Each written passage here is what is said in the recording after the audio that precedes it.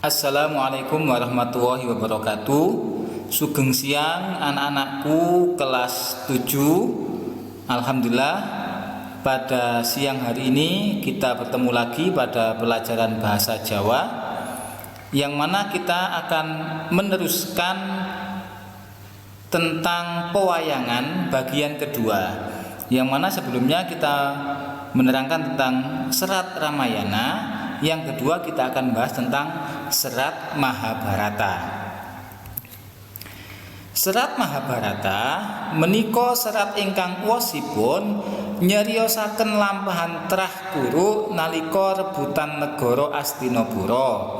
Umumipun lampahanipun Pandhawa kaliyan Kurawa. Serat Mahabharata atau kisah Mahabharata ini adalah kisah yang menceritakan tentang perjalanan Trah. Trah itu sebuah dinasti atau anak keturunan ya, dari Kuru ya.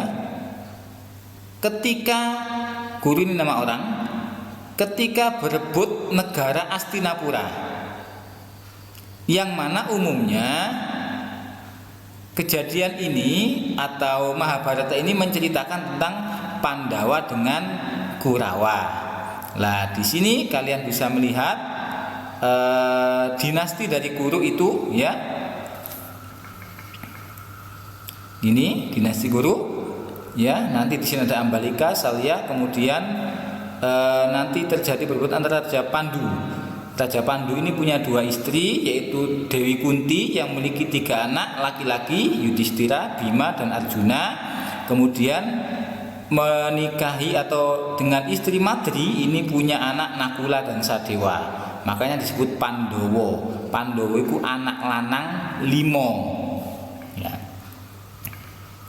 Serat menika dipun anggit dening Resi Wahana awujud ganjaran ingkang kaperang dados 18 parwa utawa lampahan.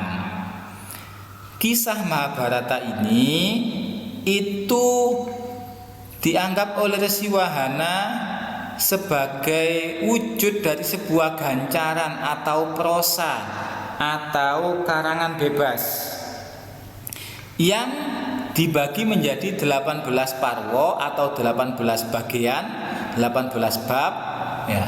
Menggah urutanipun kados ing ngandhap menika. Adapun urutannya adalah sebagai berikut yang ada di bawah. A. Sing pertama Adi Parwa. Wosipun bab lairipun saha cariyos ingkang dados lampahan wayang nom-noman. Yang pertama adalah Adi Parwa atau Adi Parwa, yaitu parwa yang pertama atau bab yang pertama yang mengisahkan tentang riwayat atau asal usul Bharata ya, kemudian silsilah Pandawa dan Kurawa serta kelahiran dan masa muda Pandawa dan Kurawa sampai perkawinan Arjuna dengan Subhadra. Jadi pada bab pertama ini Adi Parwa itu menceritakan tentang lahirnya Pandawa dan Kurawa dan wayang nom-noman, maksudnya ketika masih muda. Sing nomor loro Sabo Parwa.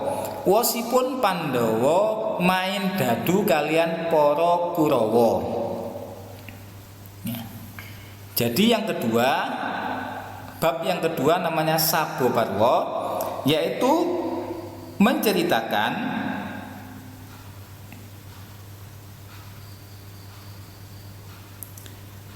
tentang bagaimana persidangan para Kurawa dan Pandawa sampai dengan dibuangnya Pandawa ke tengah hutan selama 12 tahun. Kenapa? Karena Yudhistira kalah main dadu dengan Kurawa ya. Jadi menceritakan Pandawa ini kalah main dadu atau berjudi ya. Akhirnya Pandawa dibuang ke hutan selama 12 tahun. Pandawa itu adalah, Pak Muntakin ulangi, anak dari Raja Pandu, dari istri yang tadi itu ya. Sedangkan Kurawa itu adalah anak dari Destarata, saudaranya Pandu. Nah, kenapa terjadi perebutan ingin menguasai negara Hastinapura? Karena dari pihak anaknya raja yang sah, yaitu Raja Pandu, dan juga saudaranya anaknya Raja Pandu, yaitu Destarata, yang punya anak Kurawa. Sing nomor telu, Aranyaka Parwa. Pandhawa kalian Dewi Drupadi dedunung ing wana. Yaitu pada bab yang ketiga ini menceritakan tentang petualangan Pandawa bersama Dewi Drupadi di tengah hutan selama masa pembuangan tadi, setelah kalah main dadu. Sing nomor 4, Wirata Parwa. Pandhawa kalian Dewi Drupadi nyelamur laku dateng Wirata. Pada bab yang keempat ini, bagian keempat ini menceritakan bahwasanya Pandawa bersama Dewi Drupadi itu nyelamur laku, alias apa ya? Nyelamur laku itu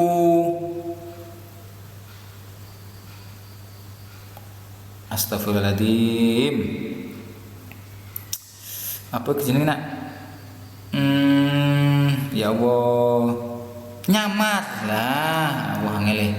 Maaf ya.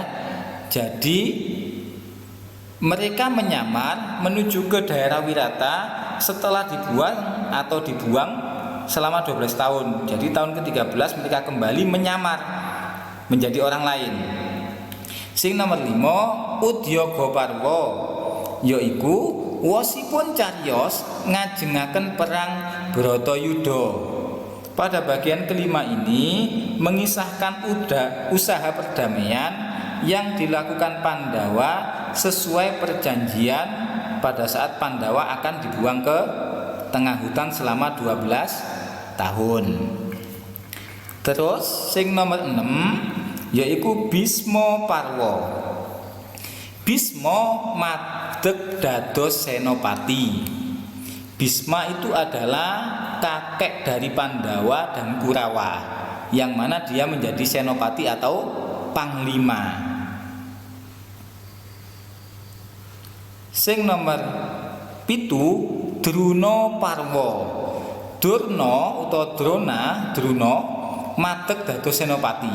Nah, ketika Druna menjadi senopati atau panglima, Durna itu adalah guru dari Pandawa dan Kurawa. Jadi dia seorang mahaguru yang diangkat sebagai panglima perang di pihak Kurawa. Kemudian sing nomor H yaitu nomor 8, Karna Parwa. Karna madeg dados senopati. Pada bagian yang ke-8 ini Karna dijadikan sebagai seorang panglima, yang mana Karna ini adalah tertua dari Yudhistira, kemudian Bima dan Arjuna, dijadikan sebagai senopati. Terus sing nomor 9, Salya Parwa, yaiku Salya madeg dados senopati. Pada bab yang ke-9 ini menceritakan bahwasanya Salya yang tadi di awal gambar sudah kalian lihat, adalah diangkatnya Prabu Salya sebagai panglima perang di pihak Kurawa, menggantikan Karna yang sudah gugur. Terus sing nomor J utawa nomor 10 ya, Goda Parwa. Perang Goda, Bima perang kalian Duryodana godo-godoan. Jadi pada bab yang ke-10 ini menceritakan tentang perang Goda, perang gada. Gada itu apa? Nah, gada itu adalah senjata pada saat itu, wujudnya seperti ini. Nah, itu adalah gada. Bima yaitu salah satu dari Pandawa 5 itu berperang melawan Duryodhana, ya, menggunakan senjata yang namanya gada ini. Terus yang nomor 11 Aswatama Parwa, yaitu Aswatama nyidra Pandhawa waya wengi, yaitu menceritakan ketika Aswatama itu berbuat curang ketika Pandawa ketika di waktu malam. Aswatama itu adalah anak Durna yang sudah meninggal tadi. Terus yang nomor L, nomor 12 Sri Palopo Parwa, yaiku sedekahipun para putri kalian para pejuang ingkang sami tewas ing palagan. Nah, pada bagian yang ke-12 ini menceritakan bagaimana tentang keluh kesah atau derita para janda yang ditinggal oleh suaminya mati dan anak-anak mereka akibat kalah perang, ya, pada pertempuran. Palagan itu medan pertempuran. Sing nomor 13 Santika Parwa, Pandhawa kawejang bab ngelmu pengadilan, yaitu menceritakan bagaimana kunjungan Pandawa kepada Resi Bisma yang saat itu masih tergeletak berbantalkan busur panah di daerah Kurukshetra, ya.